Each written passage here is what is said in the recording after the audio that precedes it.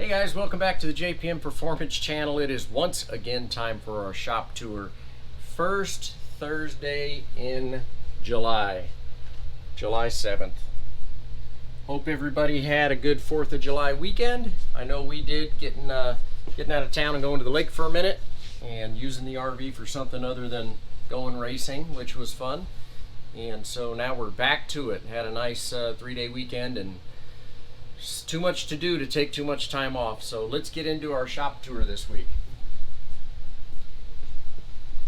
We're gonna start out with, this is just a core Miata engine I've got sitting here. It's nothing special, but every basically Miata engine that I build starts from an old core. And so we have to get this thing stripped down. So I was getting ready to pull the crank bolt off, and I've got a pretty good 1/2-inch gun here, and here we go.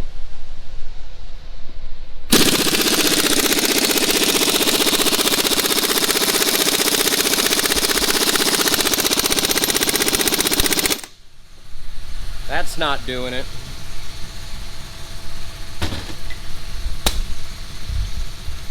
Go up to the 3/4 inch gun.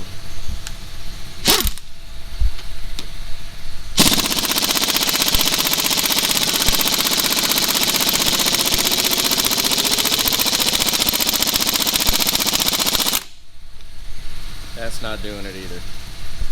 So I've done this in a couple different ways. Sometimes I'll put bolts in the back of the crankshaft and get a big pry bar back there to hold it, and get a big cheater bar up here. It kind of worries me sometimes when you're putting that much twist on a crankshaft that we might damage it. So rather than do that, we're going to get out the sparkle wrench this morning, and we're going to get this thing good and warm, and we're going to see if it'll come off. So always be careful when you're using one of these. I suggest you have some sort of eye protection, not only for in case something was to jump off and get in your eyes, but also you need some sort of dark glasses, because this can be a little damaging for your eyes. So we'll put these on and get this bolt warmed up.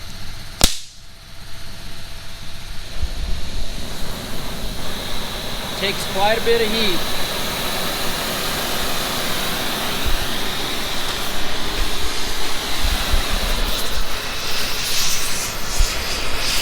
Now the heat will transfer into the bolt and all the way into the nose of the crankshaft. We just want to be nice and easy with it.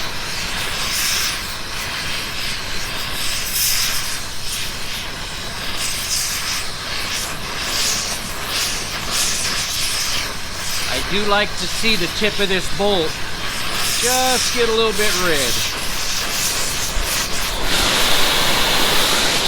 Close.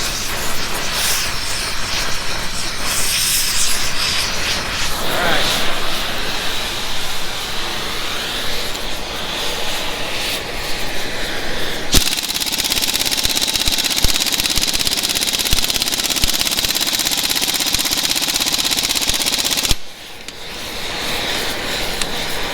Not yet.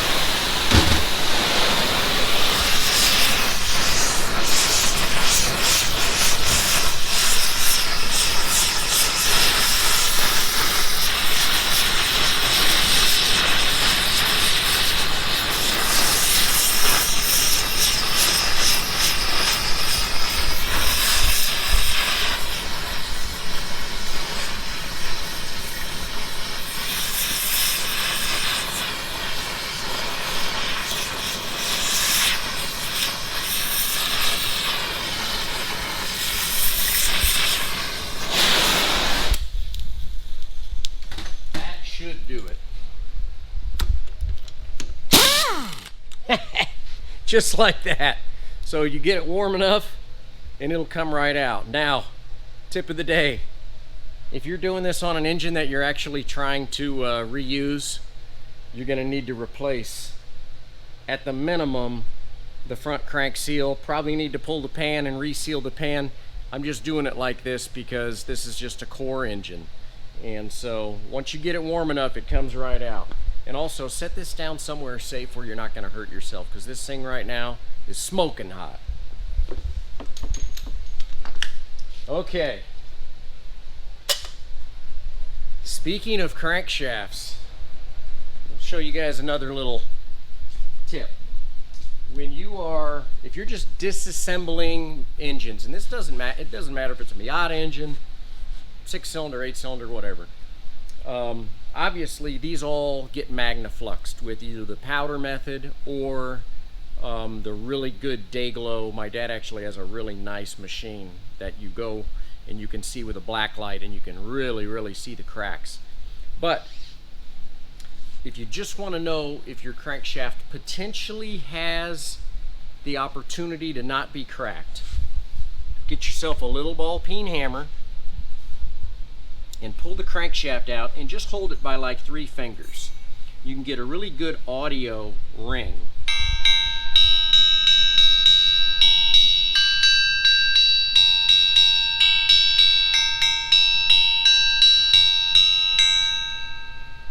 Hear how good that's ringing? I pulled this crankshaft, which is actually an extremely fancy billet Crower lightened, super expensive crankshaft out of an E-Production Miata engine last week. And the first thing that I noticed was this. You guys hear that?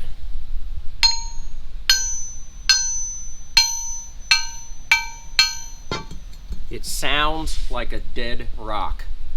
The reason it sounds like that is because there are multiple cracks in the rod journals, which is essentially disconnecting the crankshaft in multiple different parts, and it will not ring. And if you let it go and you attempt to run it like this, you're going to end up with a crankshaft that looks like this. This is another billet crankshaft that came in an engine, and it was completely broken. I think I actually showed you guys this crank a few weeks ago, but that is the beginning of this. So if you're necking stuff apart, do yourself a favor and just do a little ding tap. I'm not saying that that is a replacement for proper magnafluxing, but this crankshaft here does not need to be magnafluxed. It is completely broken. No reason to spend the money on that. So, second tip of the day.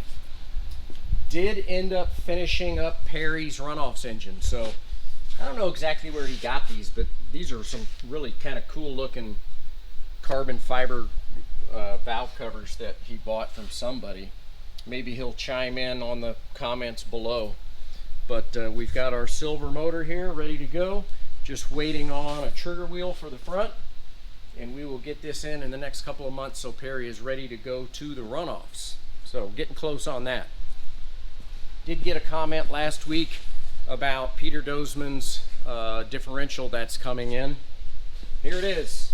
Came in on freight ship yesterday. So I'm going to get this unboxed, and what we'll do is we'll do ourselves a little bit of a video on how I like to tear these down, inspect them. We're going to change the limited slip, and we're going to set this up. So probably be a couple weeks before we get into that, but here it is. We will do some video on that. In the meantime, the Cadillac made it back from High Plains. Another successful weekend. Went out and won GT1 both days. I don't think there was a lot of competition, but we've got ourselves a little bit of a list for a race coming up in 2 weeks. And we just kind of keep the prep going. So next week we should have this car up on the stand, stripped down, inspected. I'll let you know if we find anything, but another good weekend in the Cadillac, so super stoked about that. Moving over to Steven's chassis. A little bit of work every week. So last week we talked about the way that we like to do the plates up here, and also how we remove the seat belt towers. So you can see those are removed. These plates are installed. The next thing we're working on here are our front pickup points. So we had talked about how I like to tie these into the rocker. Down here, up along the seam here, and it takes kind of some slick little pieces that Joe made some templates for, and we'll get these welded in to fit right in to the rocker, just like that. So check those out. So this is going to make a really nice weld, and this is going to finish off this plate. And the way that I like to do this is to bring our front main hoop down, and when I make this bend, I'm actually going to pick up right here on this cowl. So this will bend in obviously a little earlier than this, and this will come in across about level with this cowling. But you can see how that is going to land just beautifully, staying away from the driver's leg, as well as tying into this main structure of the rocker, which is really important. So these turned out really good. Nice job on those, Joe. And so we're just kind of chipping away here. Next thing you know, we'll get this front hoop in, and then we'll be waiting on Steven to come pay us a visit, and we'll get him fit into the car. We'll probably do a little video about that too. So BMW wise, I am working on my list. So one of the first things that I like to do is kind of go over the car and get it cleaned up, get out the vacuum, get the doors off. In this case, I got to vacuum a bunch of grass out of the nose because of, you know, the little incident that we had. Check the battery. If you're going to let your race car sit for any amount of time, get yourself some sort of a maintainer charger to run on your battery. This one is a Schumacher, which I've been using Schumacher smart chargers forever. Keep your battery maintained so it stays up. And next thing I'll be doing is getting into the front suspension. I kind of like to work my way from front to back. Obviously the back is disassembled because we have process going on, but we'll get into the brakes, nut and bolt check everything, change all the fluids, and then once the rear suspension is together, obviously we're going to have to completely realign this car. But you know, we've still got some time, but if you let your car sit, it's going to sneak up on you. So 15 minutes a day, guys. Get your race car ready for the runoffs. It's already July, 2.5 months. We're going to be heading to Virginia. So keep chipping away at it. Make your life a lot happier in the long run. So that's kind of where we're at this week. Like I said, we're going to have some more videos coming out here, certainly within the month, and keep you updated. I appreciate all of the comments from last week. Had a couple comments about the seam sealer. We don't re-seam seal race cars. We just let the water run through them. So one of the other comments was on Peter's differential. Did have a comment about the camshaft over there. So a couple things about that. Yes, the camshaft could get reground, but the other thing about a racing camshaft especially, that camshaft has been running at an extreme high RPM for many years, and so they tend to have a little warp to them. The journals tend to get a little worn down. So personally, I just like to time them out, and so we'll get a new camshaft made for that one. But like I said, appreciate the comments. Hope you guys are keeping cool. It is hot in Topeka, and but we're inside here where it's climate controlled, fortunately. So thanks for watching. I'll see you next week. Take care.